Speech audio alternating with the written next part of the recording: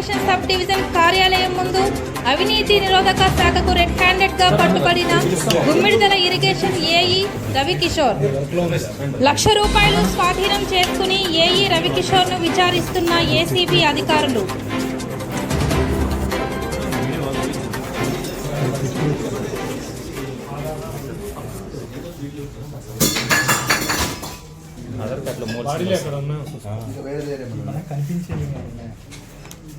పాత కొత్తగా ఏమన్నా ఆడుంది ఆడు చూడు ఒకటి లెఫ్ట్ సైడ్.